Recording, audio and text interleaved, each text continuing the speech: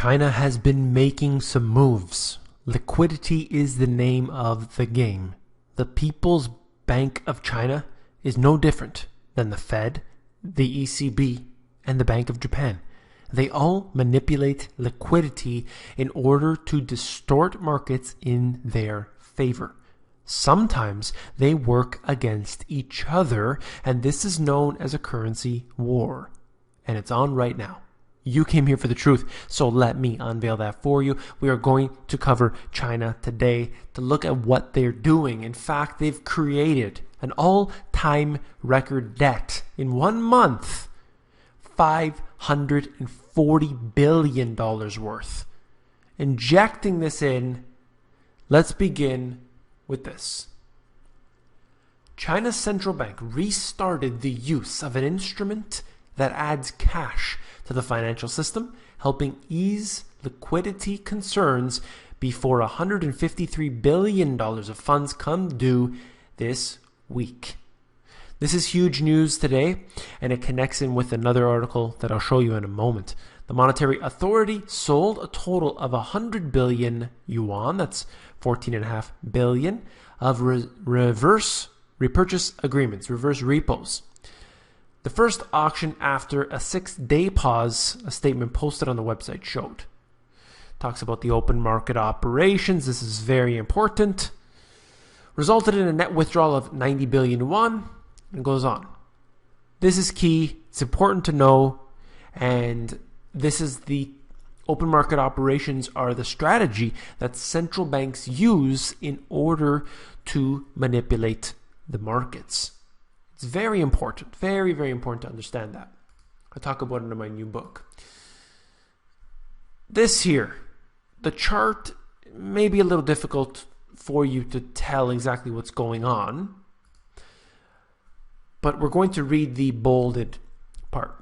In January, right here, starting here, in January, Beijing injected the greatest amount of aggregate monthly credit between bank and shadow loans, i.e. total social financing, on record, amounting to an all-time high of $540 billion worth. This is massive. This is gigantic. And you can see what's happening in China right now. There are major changes which are going on. China is supporting their markets, supporting a false economy, but it's no different than what other central banks are doing as well. But what I've noticed over the years is that they don't all necessarily need to print at one time, because the way that the currency flows. If they were to print money today, it might not see an increase in asset prices for, let's say, months or potentially years down the road. That's not how it works. It doesn't just, get printed and immediately have an effect. It's not necessarily the case. It takes a while to have that current, that flow. Remember that. So let's look at what they're doing as well. China's holdings of U.S. treasuries declined by the most on record last year, as the world's second largest economy dipped into its foreign exchange reserves to buttress the yuan. Japan, America's largest foreign creditor, trimmed its holdings for a second straight year. So I'll ask the question once again, and I know that many of you replied on the last one when I asked this.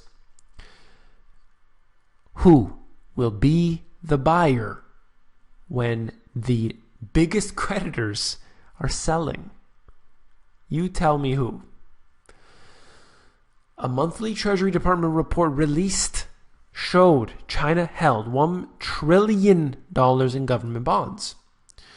And that's definitely a significant number, no matter how you slice it. They've decreased, perhaps, they've sold off some, or potentially not purchased that much compared to previous. But it shows a trend, one which has been increasing as of late. And it's suggesting right here that they've been burned through a quarter of its war chest since 2014 in an effort to underpin the yuan and deter capital from fleeing the country. That's important as well. All right, we're going to go through a whole bunch of charts now. Let's see this. Maturity pressure, liquidity challenge as the pre-lunar new year comes due. Reverse repos, and you can see that it's quite dismal as the days go on here. Hang Seng China Enterprises Index. This is showing you, let's say, 10 days or so, and what we will note from here is it's going up and up and up. And what else is going up? China rebar futures up and up and up. Shanghai rubber futures going up as well. Copper futures up as well.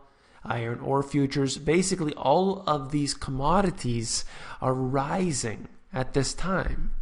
That's a good sign if you believe that there will either be inflation or there is going to be some sort of stimulus added to the economy, whether that is building buildings, whether more ghost cities or anything else, just general infrastructure. They need raw materials, and these seem to be increasing at this time. And this right here is obviously the USD versus the yuan or renminbi. And the exchange rate has been declining yet again. Several days here of straight decline. That's something that has been noted over time. They're saying that they're doing this in order to reduce capital flight. They need to keep the money in, but I do see overall, you zoom this chart back to a 10-year, for example, and you'll get a bigger picture, a much different picture. But this is sort of the short-term trend, and I do believe it is important to look at that. Last but not least, China sells most on record. So this is a chart showing you that nation owns fewer U.S. treasuries to fight the capital outflows. And look at that significant amount. This chart goes back to, let's say, 2001 or so, and you have not seen a level anywhere near this. So this is very big news, and I hope that it is brought more into the mainstream. We need to get people to understand how the nation's, maybe the biggest creditor or maybe the second biggest creditor at any given moment, but when they start selling off that debt, it's a very, very serious problem, because guess who has to come and save the day? If you found this video informative, please give me a thumbs up. Last but not least, if you found the video informative, well then you're going to find my book, The Money GPS, even more informative. I've actually gone and taken this subject of finance and made it very easy. And I've done so using charts and diagrams, which I have drawn up for this book. So if you go over to Amazon, you can actually look through the book and flip through the pages for yourself. Take care. If you're still here, I just wanted to let you know that my new book, Global Economic Collapse, has been submitted to Amazon. They're doing their little review, and this will hopefully be able to be viewed, I'm hoping, tomorrow. I don't know how long it takes for them to do their process, but as early as tomorrow, I will definitely be mentioning it in a video, of course, so stay tuned for that. I am also doing a video on X22 report. Don't tell anybody I said that, and that will happen tomorrow night. As of this recording, it will be tomorrow night, and I don't know when he's going to post it, but look for the X22 spotlight. I'll be on there. I know a lot of you are fans of Dave as well, so check that out. Take care.